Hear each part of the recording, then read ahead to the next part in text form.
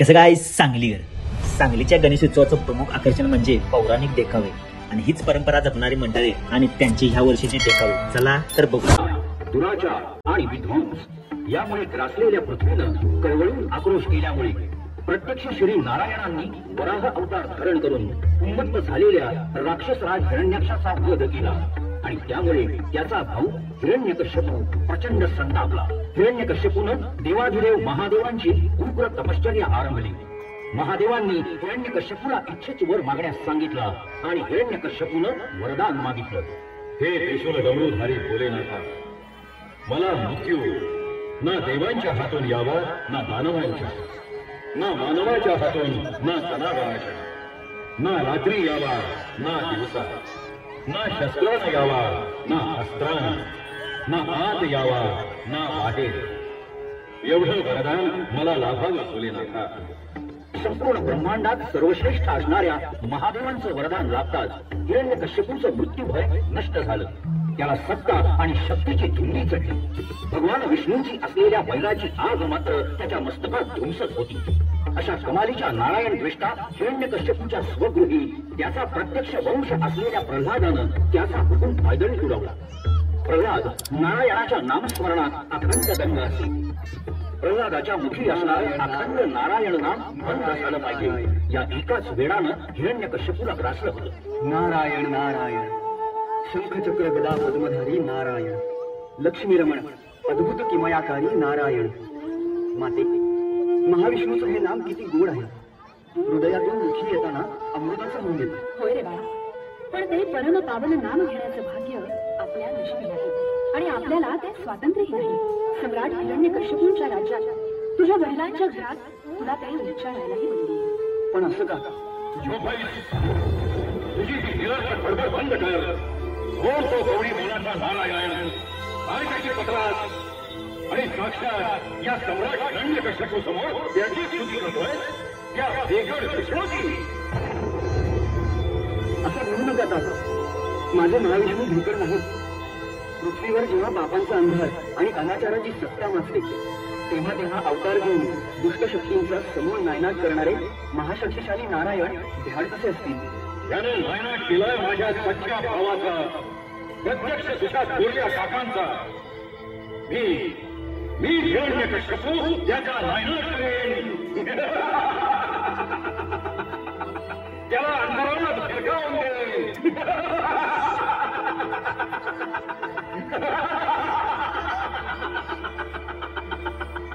माते, तू काहीच का बोलत नाहीस? हा महामूर्खा, काय चांगलं आणि काय वाईट हे तू मला शिकवण्याची गरज नाही. माझं जरा माझं ऐकावं. अहो अहो आपला प्रल्हाद निष्पाप आहे हो. मग तू का बिघडवतेस त्याला? अहो अहो आपल्या लाडक्या लेकराला त्या शूद्र नारायणाचं नाव घ्यायला शिकवून पूर्ण बिघडवून टाकलायस त्याला. नाथ काय बोलतोय अहो आपण? प्रल्हादाला संपवण्यासाठी अनेक उपाय करून झाले पण सगळे व्यर्थ. कडेरोट केला, आधी जळून मारण्याचा प्रयत्न केला पण प्रल्हाद या सर्व दिव्यातून सुखरूप बाहेर पडला. हिरण्यकश्यपूचं पाशवी बळ, त्याची दुष्ट राजाज्ञा, सैनिकांची ताकद आणि प्राणहरणासाठी आखलेल्या सर्व योजना सगळं पराजित झालं आणि उरलं केवळ बालभक्त प्रल्हादाच्या ओठी फुललेलं पावन नाम नारायण. नारायण नारायण नारायण श्रीमन्नारायण नारायण. आतापासून तू त्या नारायणाचं नाव घ्यायचं नाही. प्रल्हादा, खबरदार. नारायण नारायण म्हणाला तर या शूद्र नारायणाच्या नामाचा पीछा ताबडतोब बंद कर. नारायण हे नाम शूद्र नाही का? त्रिखंडात महान आहे आणि त्याच्या नामाला दोषा नाही तर पुण्यदायी नामजप म्हणतात. नारायण सर्वत्र आहेत. नारायण सद्भक्तांना दिसतो. मग मला का दिसत नाही? माझ्या समोर का येत नाही तो नारायण?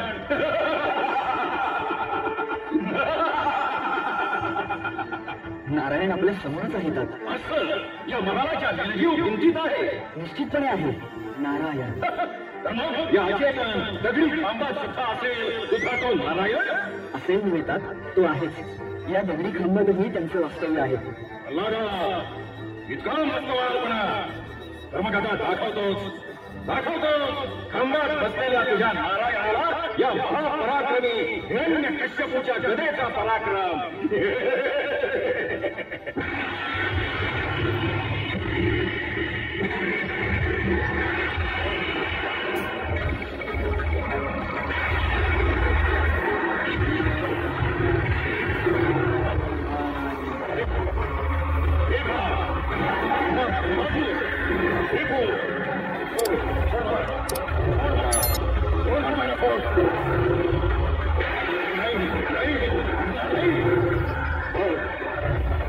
हिरण्यकश्यपू अर्धा सिंह अर्धा मानव. तुमचे देव दानव प्राणी मानव कोणीही नाही.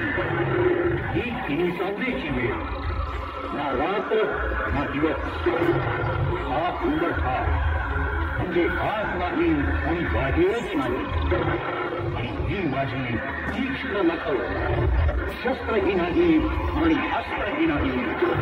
हीच नख आता तुझ्या पोटात खुचून तुझा पोटळा बाहेर काढण्यासाठी समर्थ आहे. सोयलेल्या नरसिंहानं हिरण्यकश्यपूचं पोट आपल्या तीक्ष्ण नखांनी तडातडात फाडलं. त्याच्या दुष्ट रक्ताची कारंजी उसळली. सुटकेसाठी तडफडत आतांत करत वेदनांनी चळवळत अखेर नरसिंहाच्या मांडीवर हिरण्यकश्यपूनं शेवटची मर्मभेदी किंकाळी फुटली.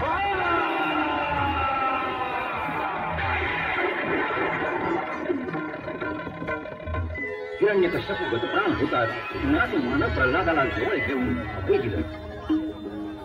जेव्हा जेव्हा धर्मावर संकट येईल आणि ज्याच्यावेळी हे दुष्ट लोक साधू संतांना त्रास देखील खेळा पोहोचवतील त्या त्यावेळी धर्माच्या रक्षणासाठी मी येणार. नक्की येईल. ही नवी आणि मानवतेचे रक्षण करण्यासाठी मी प्रत्येक युगात जन्म घेणार आहे.